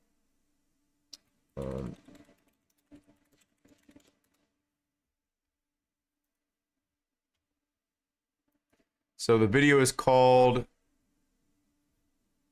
Insane Travel Sim Racing Setup. Man, that video didn't do good at all. 700 views. You know, what's funny is I bought this device. I had been searching for a budget device for so long for a travel sim racing setup. Not for me, which is funny because I don't travel. even in my own state, I don't travel. I go to work, I come home. I go to work, I come home. I travel virtually. Right? I used to ride BMX and travel everywhere and drive my car everywhere. But since I got into sim racing, this is what I want to do. So it's like, why would I be anywhere else but right here? So I didn't even buy this product for myself. It's funny because I've used it for the intended purpose that I bought it for the video, but I bought this product specifically to show off to the sim racing community that were for two things specifically. One, I wanted to show people that sim racing can be traveled with. You can go to a friend's house, bring your whole setup. You don't need to have a dedicated rig to enjoy sim racing. You could take all your gear over to a friend's house, let them feel what a force feedback wheel feels like, and then also when you're traveling, or just having it as a main setup. But I wanted to really show off that you do not need a crazy setup to sim race. That setup that I was showing was the combo I was showing with the C5 with pedals. It's not the best setup in the world, right? C5 is far from the best setup in the world, but it feels amazing for the price, and it feels honestly amazing compared to a lot of other products on the market. Like the force feedback detail is insane on the C5. It feels so good. It really does. It's mind-blowing. But and the functionality of the wheelbase is amazing too. But I wish the paddle shifters were a little bit bigger and the wheel was bigger. But for travel reasons, that's what it was intended for. It's meant to be as small as possible. But with the C5 combo, with the pedals, it's $300, right? Plus shipping or whatever, but $300. And then this device goes for $250 to I think $280, something like that. So you could have a full sim racing setup to travel with, or to have it be your main setup, right? Or just to have it be a portable rig, maybe to take it to work or something like that, like on your lunch breaks or whatever. You could do that. I wanted to show that to the community because I hadn't seen anybody try that. Right? So I wanted to show that it was possible and show that you don't need a monster PC to enjoy sim racing. You don't. You can sim race on a handheld. I was searching for... I was trying to convince my friend who develops an app called Just Rally 2, right? I liked his project so much, I reached out to him and said, I want to be a part of this project. And the co-driver that he had in the game was not very good. So I said, I'll donate my voice to the game. You can use it. You don't need to pay me or whatever. I'll record whatever phrases you want me to record for the game. And then you can use them as you'd like. Unfortunately, he ended up synthesizing my voice, I think, I'm almost positive, and make me say weird things like a round donut and stuff like that, because I never said a round donut. And the quality is inconsistent now. I'm like, you can just ask me to re-record the vocal tracks, man. You don't need to feel like you're inconveniencing me. Anyway, I had been talking with him for over a year to try to convince him to make Just Rally 2 compatible with wheelbases via USB to Android devices, the phones. And unfortunately, he said it would be too big of an undertaking. I even offered to send him a wheelbase for free. I said, please do this. I'll provide you with a wheelbase so you can do testing, product testing. Or testing with the application, and then if by chance you want to keep it after you're done with it, like for development, I'll sell to you for like a crazy good price because you're a cool guy. I want to be part of your project. I want to help you. I think you're doing good things for the community, right? And then I said like, but if not, you can send it back. But I'll pay for shipping to get it to you. Like he was thankful, but he said it was too much of a task, an undertaking. So, but that's how much I wanted this to be possible for people to be able to sim race for as cheap as possible. I was willing to like donate my own things to try to make it happen for a wide audience that might not be able to afford a PC. And especially if they're under the misconception that you need a powerful PC. Like, it was for those people that I was trying to accomplish this for.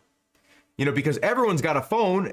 You know, you can get a hold of an Android phone, like an old used Android phone for like $20 probably. Like, everybody can have access to that pretty much. So I was trying to make it to where like I was trying to lower the point of entry, like the barrier of sim racing, because the barrier of sim racing is cost. It's expensive. Even the cheapest stuff is very expensive compared to all other peripherals for all other types of gaming. You know, other hobbies. There's many other hobbies that are cheaper than sim racing.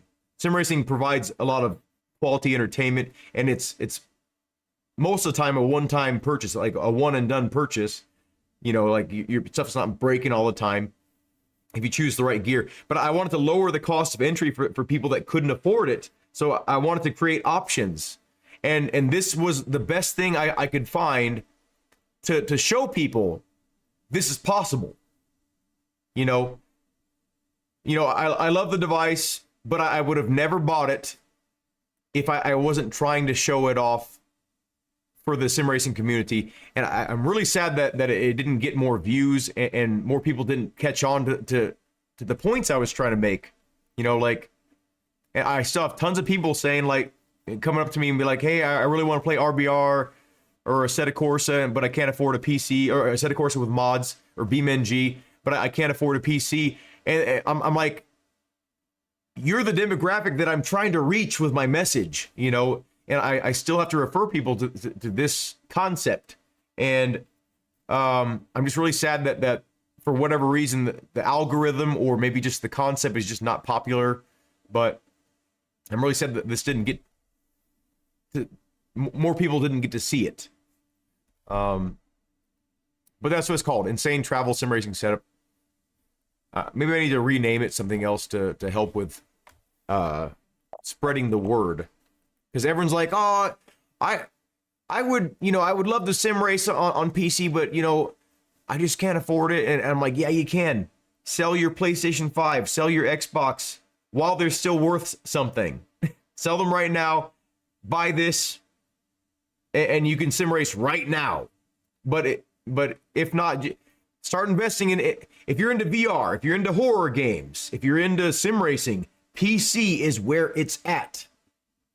Don't feel like you're stuck on console, because console, that ecosystem, it's a trap, right?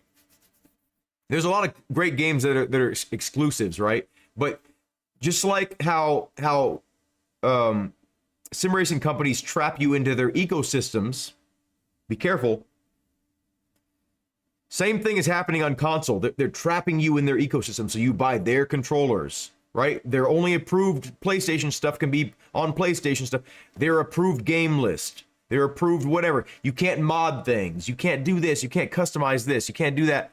It's a very closed ecosystem. That's why I like Android products, by the way, is because you can mod things. You can adjust things. Like Apple products are very closed off. Apple is the PlayStation, the Fanatic of that world, right? They're very closed. You can't do much but whatever they allow you to do.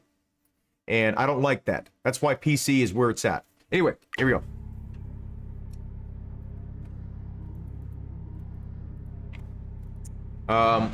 Here we go. Thank you, Cole. Oh, shit.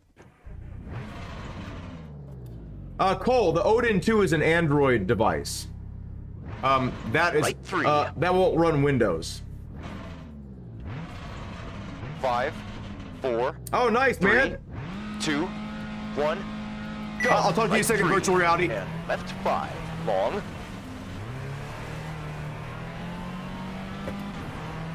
Into left 2. 120. Okay. Crest into right 5. Into left 5. Into right hairpin plus. 70. Left hairpin plus. 50. Crest into right 5. Into left 6. Immediately, crest into right hairpin plus. then 5 left, 70. Left hairpin, plus. Into right 4, into left 5, into right 4, into crest, into left 4. Almost lost traction there. Into right hairpin, plus. 70. Oh shit, well, I'm not paying any Right attention. 6, and crest, and left hairpin, plus. See if the car's messed up. Yes, it is a little bit, but we can drive it. Oh, 70, left 6.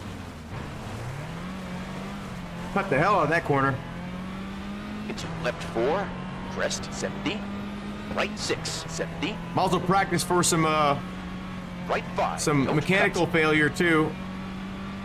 Into crest immediately. Left 5, cut. Into right 5, double. Oh, okay. She's not Into left responding 5, to my inputs. caution, 70. Right Exactly. 5, and left 5, cut. Into right 5, crest, 70. Right 5, long, double. Into left 4, cut, 50. Left 4, tightens, 3. 120. Oh my Crest, god. 50. How right was that a 3? Okay. Virtual reality. I was playing BeamNG, I think, yesterday or the day before, and one of the developers of a mod, a Pace Note mod, hit me up in the chat here. And so we're gonna connect. I'm gonna go ahead and do sort of not a promotional. Yeah, I guess it's considered kind of a promotional video for him. But he's gonna teach me how to use his application. I'm gonna try to share it with you all. But he said that he has like an unreleased version of the mod that he wants to show me.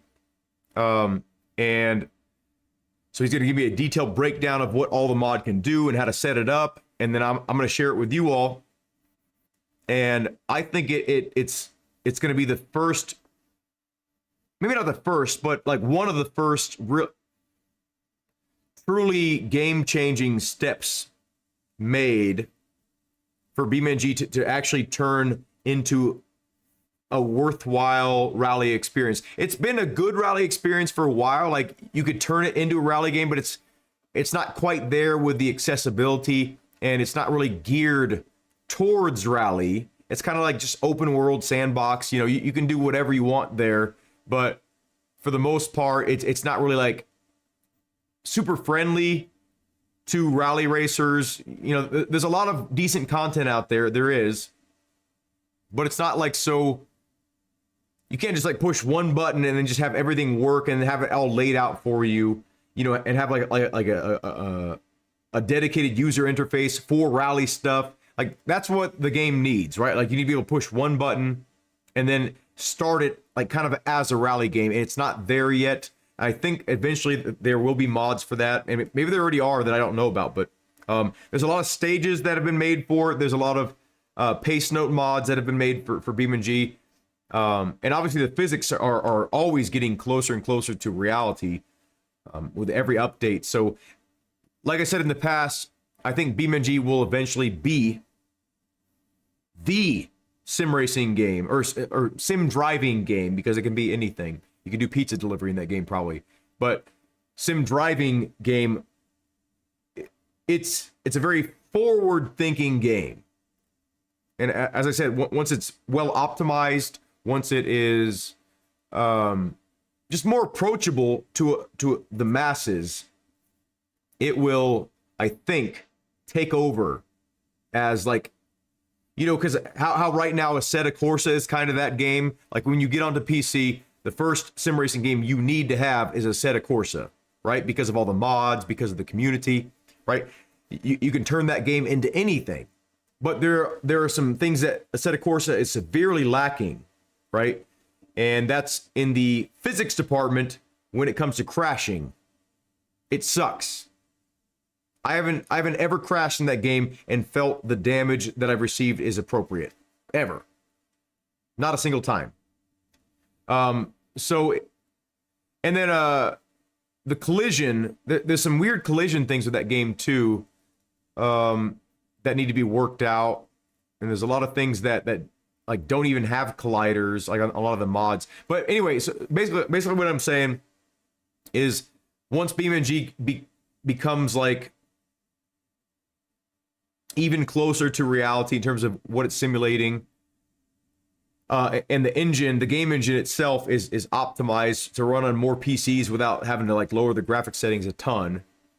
I think it's going to be the game to start off with if you're on PC. Like, it's going to be like you need BeamNG first and then go from there. See what you want from there. That's how I feel it's going to be. Oh, there you go, virtuality. Okay. Shish Kebab says maybe finally none of those giant glowing flags and just yes, Shish Kebab. That's exact like so already right now. You can get rid of those the vertical things. There's a mod to do it. It's kind of like a pain in the ass. I've used it before. It's a really pain in the ass thing. You have to like exit the game and then come back in and then exit again and then do all this weird stuff to make it to where they disappear. But there's a mod that lets you do that. Maybe it's been corrected by now to where it always makes them disappear. I don't know. But and you can replace that noise, that beep, when you go by the gates with, you know, actual pace notes. You can but the problem is the pace notes are limited to a set number of stages, even though there are more stages even in the game that are there, like just waiting to be pace noted, you know, wrecked. Get wrecked. Like there's already mods for that. It's called I think it's called the co-driver mod or something like that, or the pace notes mod. But you can already do that. But this new mod that I was just introduced to, the AI generated mod, is going to make it to where you can make the co-driver say anything you want in an AI human sounding generated voice. Like you type whatever you want to hear it say, you know, and then it does text to speech, and you can make it sound like a real person. And as a matter of fact, where's my mouse? I got permission to use his videos for any purposes. So I will show you one of the newer videos he sent me. I'm gonna do it off the stream here. But we're gonna connect on like Discord or something like that. He's gonna walk me through it, and then really show me like some of the limitless capabilities of the mod. Where is it?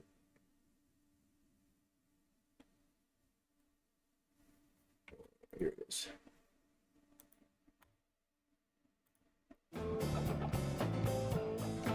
Okay, this is okay, let me mute this because hopefully the music will disappear. Start into 6 left, and 6 right over jump, into 6 left,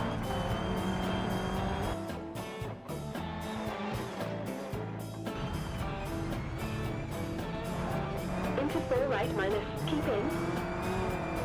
So this is an AI generated voice that I don't know exactly how the like how you instruct the AI to tell you when to say the pace notes. Maybe just like you come to a stop. I don't know how it works exactly. That's what we're going to find out together in a future video. Maybe on a live stream we can do it, just to kind of get the information out there. But yeah. And 5 left, into 5 right, 6 left, 5 left. He's a great driver too.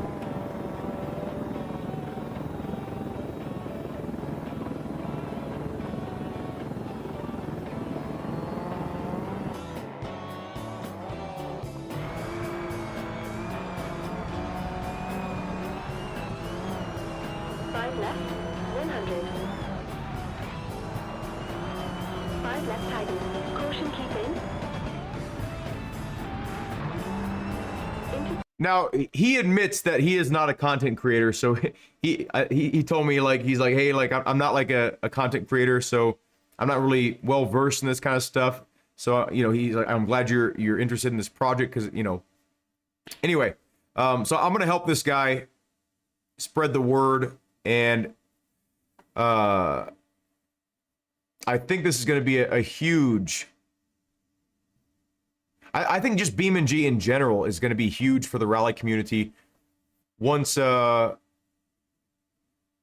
people start like, making some serious stages for the game, like not just like these weird variations of like the regular courses, like once people start like making like the quality of Legazpi, whatever it's called, Gabriria, whatever it's called on RBR, that level of detail in Richard Burns Rally, it's over. It's over for every other game. If you want a true simulation, right? Like, and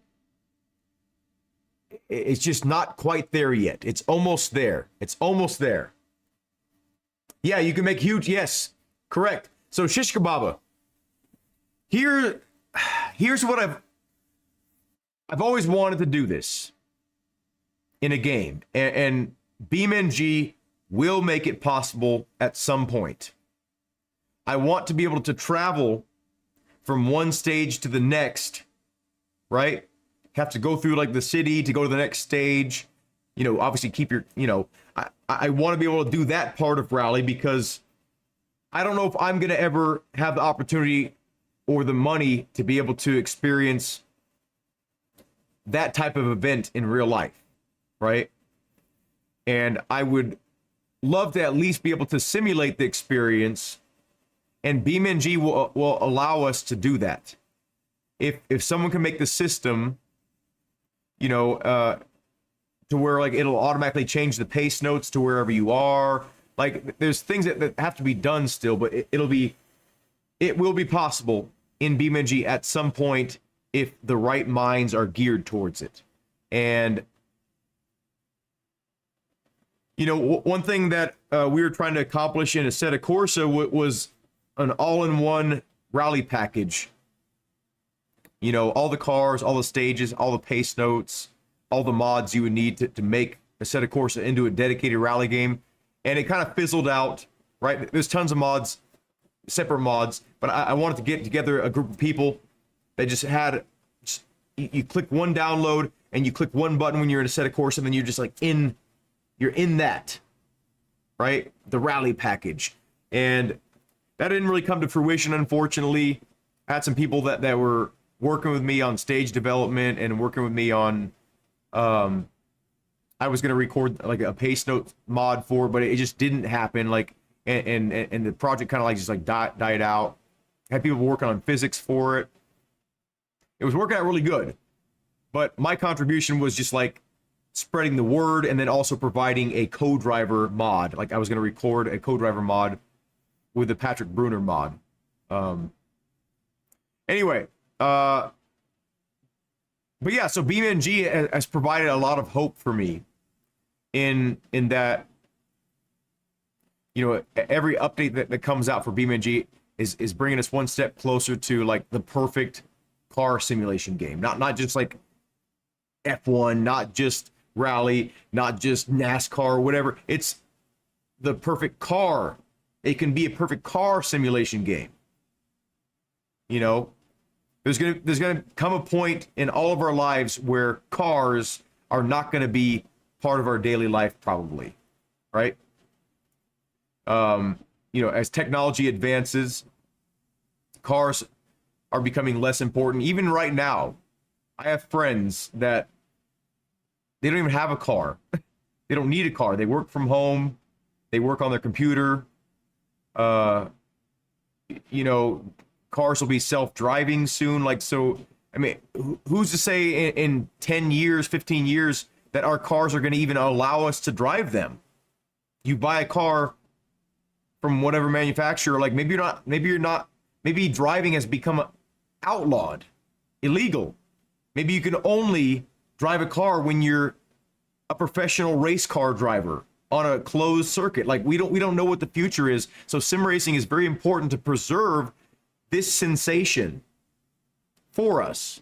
And BeamNG is one of the only projects that I know of that is truly trying to replicate everything about a car. Damage, suspension, tire pressures, tire tread probably, different transmission types, changing what is it? Not your differentials, your when you go to like 4 high, 4 low in an all off-road vehicle. I can't remember what is that? Transfer case? I don't know what it's called, but BeamNG is trying to replicate so many things that a car does, and I'm really thankful for it. And I'm sad to say that it's just still not quite there. Of course, I highly recommend the game to anyone that's a car enthusiast, especially if they're into sim racing or sim driving. But it's not like a game I can recommend to a first-time user or a first-time sim racer, a first-time sim driver, because it's just not quite there in terms of it's not a friendly game to play. It's hard to figure things out a lot of times. You're half the battle is just figuring out how to get your car to work. Sometimes you're like, why isn't my car moving? It's like, oh, I gotta put a button assigned to ignition, or I gotta put a button assigned to change my transmission settings or something like that. Like, or I have to push the clutch in 30% to get this car moving. I don't know, whatever. I'm just saying, like, it's not a friendly game to play. It's not very accessible yet. Yeah, differential locking, yeah. That looks good, yeah. VR, yeah. The Los Angeles map, you can almost kind of already do it. The skeleton is there, even special stage on the dirt circuit. Oh yeah, okay. Yeah, the mod scene is very healthy for this game. And that's the thing I love about BeamNG, is the fact that right from the get-go, this game is not even technically released yet. This is in alpha, I believe, right? It's not even in, like, beta. It's in alpha. It's like version 0.03 or 0.3 or something like that. And it's like nowhere near release yet. It's nowhere near like a final product, and it's already letting people mod it with tools that they've given. like how cool is that? That's what a forward-thinking game developer should be doing. They should allow the community to help, right? Oh my god, I'm gonna get copyrighted because of this. Let's see what this is. 4 right long over bridge. So yeah, the new version of this allows you to get rid of those vertical lines. Into 5 right minus over crest. And you can choose whatever voice you want. It doesn't have to be this guy's voice or that lady's voice, you know. Into 5 right. Into 5 left. They can pry your car from the cold dead hands, yeah. Into 4 left tightens. Into 3 right long. This is an older build of the mod, by the way. He told me this is like from like 6 months ago or something like that, or 4 months, something like that. Anyway, I gotta get inside. This stream has not been productive for me personally because I was planning on practicing more for the snow event, but I got so passionate about some things. I think Fnatic kind of set me off, and then I can't remember who said it. Was it Cole? I think it was Cole said he wants to get a cheap PC for RBR, and that got me kind of going. And then I think we were talking about other games that run or something like that on PCs, and we talked about BeamNG. I don't know how we got led into BeamNG, but this game, by the way, if you have not played BeamNG, please download it. It does take a pretty powerful PC to run it at higher graphical settings, but even at low graphical settings, you can really see the future of gaming in this game. And it's besides RBR, because RBR has pretty hardcore damage, right? But it's nowhere near the level of BeamNG. Like BeamNG, especially when you're playing any kind of a rally event, specifically, like the course is so threatening everything that you do in BeamNG feels like a threat on your virtual life. And it is. You just barely lose control of the car, and you have a pretty accurate representation of the amount of damage that you would have. Sometimes it's a bit exaggerated, and sometimes it's a bit like unrealistic in certain situations. But for the most part, when you hit something at a certain speed, a realistic speed, the level of damage that's represented in the game is very close to what you would see in real life. It's off here and there, but for the most part, it's the most accurate simulation I know of, at least that's available to the consumer market. You know, maybe there's like some like government program that's better. I don't know. But this game really gives you the sensation of the environment trying to destroy you. You know, even if you hit like a little rock, you get appropriate damage. You know, like, if you hit it fast enough, you're gonna get suspension damage. You're gonna get a tire debead. You're gonna blow a damper. You're gonna break something. You're gonna break a control arm or something like that. It feels so unforgiving that it is almost not fun sometimes. But when you go into the game and you drive realistically, right? Not driving to kind of just to drive crazy, right? Like when you drive realistically and you have your game set up properly, you have the FOV proper or as proper as you can get it. You know, you're in the cockpit view. You know, you have good situational awareness of and good car control. The game becomes a different level of satisfying, a different level of challenging, and it's unmatched. There is no other game that accomplishes what BeamNG accomplishes, to my knowledge. Just the fact, like, even if the physics aren't quite there yet, like with certain things, like I always complain about like car stability feels a little bit weird. It doesn't feel the best for some cars. You know, it's like a little bit too easy to flip your car in certain instances. But once that gets handled, you know, and it'll get ironed out eventually. The car damage models or system alone forces you to drive in a more realistic fashion, because if you don't, you're going to be driving for about 5 seconds before you total your car.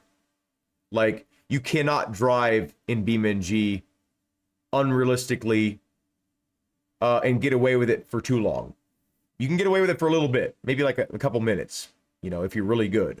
But, you know, if you don't have full situational awareness and then good car control, like you will not last more than a couple minutes in that game.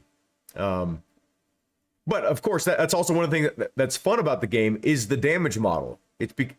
You know, people like the game a ton, even if they're not good at driving, just to see what would happen if you hit something at like 400 miles an hour, you know? But anyway, go try out BeamNG if you have not already. I need to get something to eat and then go to bed. But is anybody, by the way, interested, not on this channel, but on my main channel, Douglas Thompson, would anybody be interested in me doing a video review of my new row machine? It's not a cheap row machine, but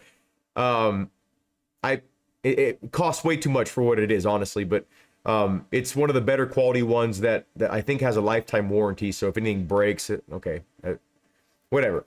Is anyone interested in that? Like, before I go, I'll give you all like 10 or 15 seconds to answer that. If I don't see any response, I'll give it a second thought in terms of maybe not wasting my time on that. But and I guess this probably wouldn't be the best audience to ask that, actually, because this is like a sim racing channel, but not a rowing channel. But I'm gonna get going here. It's 11:39, and I can't be loud for much longer anyway. But in the meantime, thank you all for joining this late live stream, and have a good night if it's nighttime in your part of the world, and have a good day if it's daytime in the part of your world. And thank you for listening to me. If you want to, bro, good luck on the event. The event's not for another, I think, 4 or 5 days, something like that. So I have some more time to practice. But thank you, Shish Kebab. But I think it'd be a fun video, and I think it'll help people maybe determine if it's right for them, and maybe if it'll help you for sim racing, because I feel like it's going to help me for sim racing. So have a good night. Thank you all for watching, and I hope to see you in a future video or live stream. Oh, wait. Can I do it? There it is. That's my new thing. I'm trying to like do that more. I don't think I'm going to change it, but maybe, maybe I'll do intro, like I'll get, or something like that, like to get people's attention on a video, and then the outro be something like that, like a beginning and an end, like there's, and then all the content is the sandwich in the middle, you know, like the ingredients, something like that. Anyway, have a good night.